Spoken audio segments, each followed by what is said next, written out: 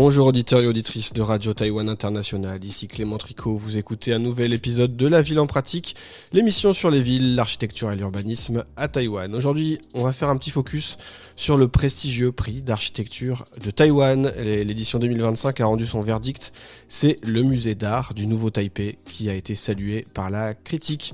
C'était déjà un succès, ce musée a donc été couronné d'un prix qui vient renforcer la qualité de ce bâtiment, en tout cas la reconnaissance sur la qualité de ce bâtiment qu'on doit à l'architecte Chris Yao et à son agence Artec. Le jury a notamment salué la performance d'avoir réussi à transformer un ancien site d'enfouissement de déchets et d'avoir restauré le paysage en créant tout ça aussi des continuités entre la gare à proximité de l'arrondissement de Yingge où se trouve le bâtiment et aussi les berges de la rivière d'Ahan, donc la rivière qui se jette dans le fleuve d'Anshui. On va revenir sur tout ça dans cette émission. C'est donc le verdict qui a été rendu, le musée d'art du Nouveau Taipei et le premier prix d'architecture 2025 à Taïwan. C'est une nouvelle récompense qui vient saluer une fois de plus la qualité de ce bâtiment qui ne cesse de faire le tour des médias, qu'on voit aussi dans beaucoup de vidéos, et puis qui est connu à la fois pour la qualité de son architecture et puis sa programmation artistique en son sein. C'était le premier musée d'art à cette échelle dans le Nouveau Taipei, donc c'est l'agglomération qui entoure, c'est la super municipalité, on le rappelle, qui entoure la capitale Taipei, qui a un peu la forme d'un donut, et on se trouve au sud-ouest dans l'arrondissement de Yingge. Pour les grandes lignes de ce bâtiment, on le doit à l'architecte taïwanais Chris Yao, un architecte qu'on connaît notamment aussi pour son magnifique musée à Yilan, qui est un musée penché, qu'on dirait presque enfoncé dans le sol. Et bien ce nouveau musée du Nouveau Taipei, lui, est logé dans un bâtiment qui fait plus de 32 000 mètres carrés, pour un coût d'un peu plus de 85 millions d'euros, c'est un peu moins de 3 milliards de dollars taïwanais, et c'est financé en grande partie par la collectivité locale, le Nouveau Taipei. On le rappelle, c'est une agglomération qui dépasse les 4,6 millions d'habitants. Alors ce musée est magnifique pour plein de raisons.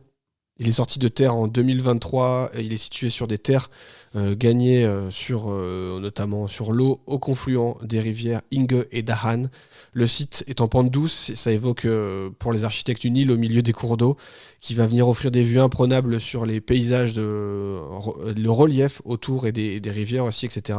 On rappelle que le nord de Taïwan, et notamment les villes comme Taipei et le Nouveau Taipei, ont la chance d'être entourées de magnifiques montagnes dans ce climat subtropical avec une végétation luxuriante, ce qui fait qu'en quelques minutes à pied de certains centres urbains, vous pouvez vous retrouver dans une espèce de jungle hyper dense. C'est toujours extrêmement impressionnant. Et donc on a des vues sur tout ça.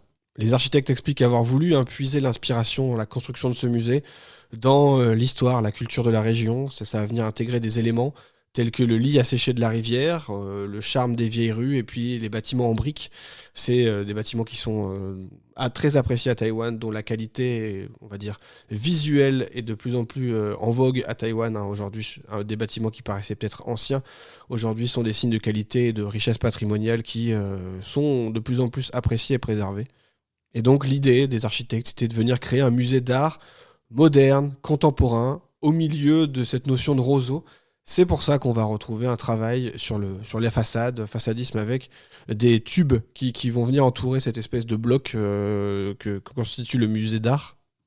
La façade est donc composée d'une série de tubes en aluminium sablé de hauteur et de longueur qui sont variables, ce ne sont pas les mêmes, ils sont associés les uns à côté des autres sur des panneaux en aluminium de plusieurs couleurs, ils sont segmentés aussi verticalement et disposés en quinconce, ce qui va venir justement donner cet esprit un petit peu organique, végétal, dans l'incohérence, et ils n'ont pas travaillé une forme de régularité et des formes très géométriques, mais au contraire d'essayer de venir jouer sur un petit peu cette variété qu'on va peut-être retrouver un peu plus dans la nature et notamment dans ces espaces près des rivières avec des roseaux notamment.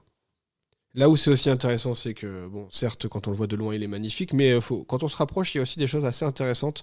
Au niveau du sol, il y a un espace qui est considéré comme un village d'artistes qui, en béton brut, vient se déployer pour révéler une espèce de petit jeu d'espace public, d'espace extérieur, on va dire, comme un peu, selon les architectes, une imbrication de rues artistiques et de terrasses où on va pouvoir mettre des sculptures, où on va pouvoir venir déambuler et avoir des espaces comme ça différentes, venir jouer aussi sur peut-être un peu la surprise quand on va se déplacer sur cet espace.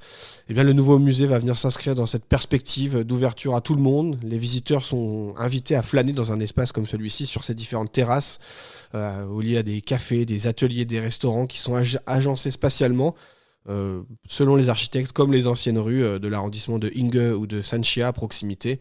Et l'idée, ça allait être de se perdre un petit peu là-dedans et de encourager le musée à se saisir de cet espace pour développer des activités artistiques, pourquoi pas jouer avec l'espace.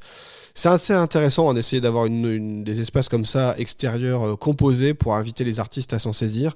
Ça évite peut-être aussi un petit peu ce côté boîte blanche qu'on peut avoir dans certains musées, donc vouloir travailler comme ça sur une construction de l'espace, un jeu de l'espace à la fois de découverte pour le visiteur, mais aussi de création pour les artistes. Je trouve que c'est relativement intéressant et on peut comprendre que le jury ait salué aussi cette initiative qui ne se limite pas au bâtiment en lui-même et à sa façade, mais aussi à certains de ses aspects extérieurs. Mais bon, tout de même, c'est quand même le musée, ce grand édifice qui est le cœur de ces nouveaux aménagements et de ces nouvelles architectures. Quand on arrive dans ce grand bâtiment, on l'a dit, avec sa façade faite de tubes d'aluminium censés évoquer les roseaux, eh bien on a cette grande masse, cette portée de la structure qui vient aussi garantir tout de même à l'intérieur des grands espaces pour aménager des expositions, jouer sur les niveaux, aussi avec une certaine forme de modularité, ce qui se fait beaucoup dans les musées taïwanais aujourd'hui pour adapter, on va dire, les espaces d'exposition aux envies des commissaires de ces expositions. Et donc on a un grand escalier qui va conduire les visiteurs vers un hall surélevé du deuxième étage. Et il y a 4 types d'espaces d'exposition à l'intérieur, des salles d'exposition permanentes, des salles d'exposition de grande envergure, peut-être d'autres salles d'exposition pour des expos internationales et des espaces pour des expositions temporaires, thématiques. Avec tout ça, il y a ce qui se fait aussi beaucoup maintenant à Taïwan, très très souvent, c'est presque devenu une norme, on a envie de dire. Sur le toit, il y a un restaurant jardin qui va venir offrir aux visiteurs la chance de pouvoir venir profiter des vues sur les paysages environnants. On l'a dit, il y a beaucoup de musées qui font ça. Je pense notamment au Taipei Performing Arts Center, le centre de l'art, du spectacle vivant à Taipei, à Shilin, qu'on doit plutôt à OMA et qui permet, via une plateforme extérieure, de marcher, d'aller sur le toit terrasse constamment pour avoir une espèce d'espace public sur le bâtiment pour profiter des vues. Eh bien, on retrouve ce travail-là sur le musée d'art du Nouveau Taipei, ce qui permet notamment de voir le paysage fluvial autour de cette rivière d'Ahan, qui, je le rappelle, se jette dans le fleuve d'Anshui un peu plus haut. Et puis je pense que c'est quand même intéressant de le noter. Bon, nous ne sommes pas dans des matériaux très écologiques, on va dire, dans la démarche, on n'est pas sur des biomatériaux, mais il y a toujours, comme à Taïwan, un soin sur la qualité, sur le traitement des murs en béton, qui présentent des textures là imprimées de planches de cèdre disposées en diagonale, qui vont venir un petit peu contraster avec certaines surfaces brutes. Et on a cette recherche d'avoir un peu un béton granuleux, des pavés en briques qui vont venir essayer de travailler sur un agencement spatial, dynamique, qui va venir travailler sur l'espace artistique. On est dans une notion d'aller chercher de la matière et de la texture pour raisonner un petit peu avec le travail des artistes. En tout cas, c'est comme ça que c'est vendu, et je trouve que c'est assez juste de vouloir amener comme ça ce travail des matériaux. Et c'est vrai qu'à Taïwan, souvent le travail du béton, chez certains architectes comme Chris Yao, est très soigné. Donc ce n'est pas étonnant de voir un architecte star comme Chris Yao à Taïwan. C'est l'un des plus grand nom de l'architecture contemporaine à Taïwan en ce moment. C'est l'un des rares architectes taïwanais à avoir reçu le titre de membre honoraire de l'American Institute of Architects. Ce titre qui lui avait été décerné en 2014 pour son caractère exceptionnel et ses réalisations remarquables. C'est ce que indique une présentation de sa biographie du ministère de la Culture taïwanais.